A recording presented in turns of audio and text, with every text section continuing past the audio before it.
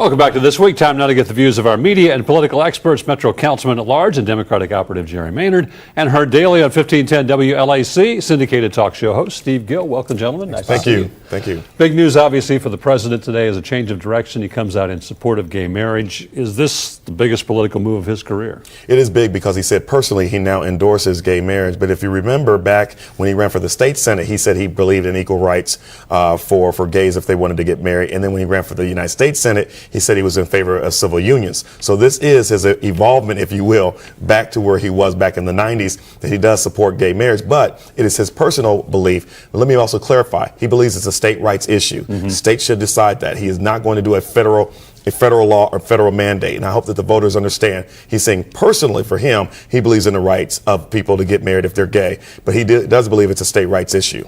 Of course, that's what he's saying now. In a second term, he may evolve further and then start imposing it from the federal level. And it's interesting that the president is so states' rights oriented on this one, when whether it's Obamacare or a whole host of other things, he is imposing from the top down.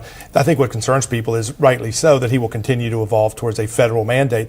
I think the other thing that's bizarre about this is just the political implications of it. If he really believed that gay marriage was the right thing and that people in the states ought to embrace it, why didn't he talk about this before people in North Carolina voted? Why didn't he show that leadership? This president has been accused of leading from behind, and I think this is a prime example, no pun intended. The president obviously not doing well in the South. This kind of stance, what does that do? Does it hurt him even more? Does it really matter at this point in the Southern? It does not matter in the South because he's going to lose Alabama, Tennessee, Georgia anyways. He may have an opportunity in North Carolina even with this because they're having the convention. Even with that, yes. Because people are looking at the economy. People are looking at what Mitt Romney is saying. Here's what I want. Here's my concern. My concern is, are the evangelicals going to get excited and enthusiastic about Mitt Romney? I don't think so. And I believe that this one thing that President Obama did say could cause evangelicals to get excited. I don't think they're going to get excited, and I think we win Virginia. The president would not have made this announcement if he was going to lose Virginia. And I think that they know that they still win Virginia and still have a shot to win North Carolina, or they would not have made this announcement. I think when you look at the results in West Virginia, where a convicted felon in Beaumont, Texas, got 41% of the vote against Barack Obama in the Democrat primary. It tells you how in coal country, which includes Pennsylvania, Ohio, Virginia, West Virginia, the president's got big problems on energy. And I think when you look at North Carolina, he has just completely capitulated on what was a state he only won by 14,000 votes last time.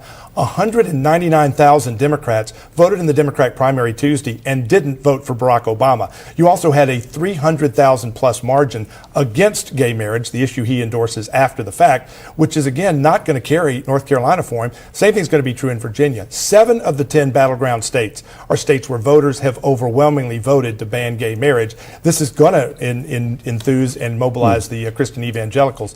And to trade it for gay money, as Chuck Todd has termed it, getting money from the gay and lesbian organizations around the country to give up the 17 million Christian evangelicals who didn't vote last time, I think that's a bad political trade-off. I totally disagree with that. What I think what's happening is that Obama has to solidify his base. And what we had certain Democrats who support Hillary Clinton, support Bill Clinton, were not supporting Obama with enthusiasm. They may have gone in and voted, but they weren't going to write a check, they weren't going to volunteer, they weren't going to get their friends. Obama had to solidify his base in all segments because we know this is going to be a race that's going to be won by margins. And so what Obama did is he's now solidified his base, and now he's got enthusiasm coming from the Democratic Party that he did not have 6 months ago. If you look at what happened in 2010 and you look at what's going on right now, the Democratic enthusiasm button is way up there, and I think Obama has solidified his base, and I think it will be able to overcome the evangelicals who may come and vote for Mitt Romney now. Well, Jerry may be able to speak to this, but in North Carolina, black voters by a 2-to-1 margin, 66% of black voters voted against gay marriage.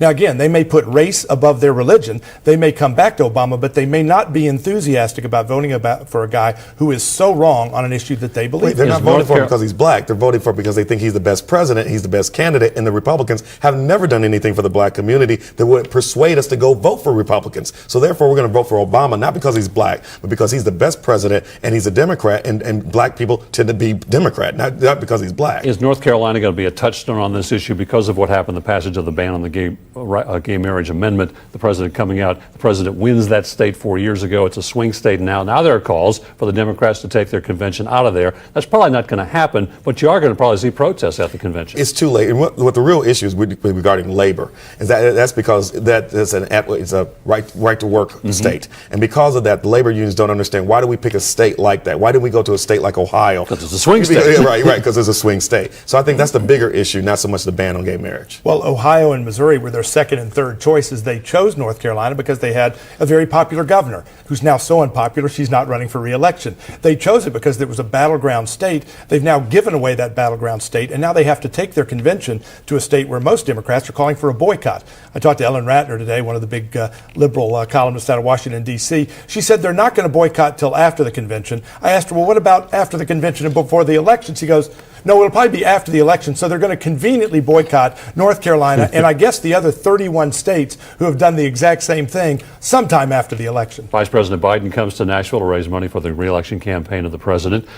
Wouldn't it make more sense in a state like Tennessee where the president is not doing well for him to have an opportunity where we can talk to him, where he can send his message to people, maybe change some minds as opposed to just coming in, taking the cash and then leaving? Well, the excitement is still here in Davidson County. The excitement is in Middle Tennessee for Barack Obama and also in West Tennessee. And so what we have to do is have Vice President Biden come in and do what's best for Obama's re-election. Don't waste any time campaigning here.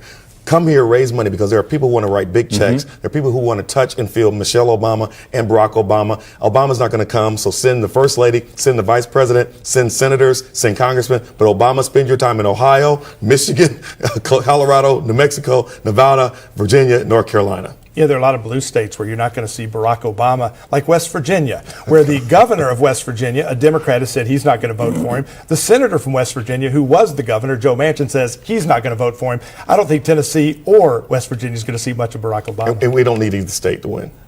Isn't there an opportunity, though, to change some minds, to at least get the message out there as opposed to just, and it's good they can raise a lot of money. It's been successful, been deemed a successful event that happened this week. Well, here's the deal. I don't think that Mitt Romney is going to spend a whole lot of time in California. Right. I don't think that Obama should spend a whole lot of time in Alabama or Tennessee. I mean, Obama should spend all of his time in Virginia, North Carolina, Pennsylvania, Ohio, Florida, and those states so he can win the election. He could come to Tennessee after he wins the second term and talk about his vision and talk about his agenda. Doesn't it write off Tennessee, though? Oh, he's written off Tennessee. He's written off a vast majority of states. And frankly, they've now written off North Carolina. He's not going to be spending a lot of time there after the convention. He's got to go to the convention. But North Carolina, Virginia, Florida equally are going to be out of play pretty quickly. His window is going to narrow. In fact, when you look at the polls, Rasmussen on Friday came out with a new poll showing that Barack Obama is 7 points behind Mitt Romney. It is unheralded for a president to win when he is this far behind this early, and it's just going to get worse as the economic pain America's feeling comes to the forefront. Steve Gill, Jerry Maynard, appreciate your time and your insights. Stay with us. This week continues in a moment.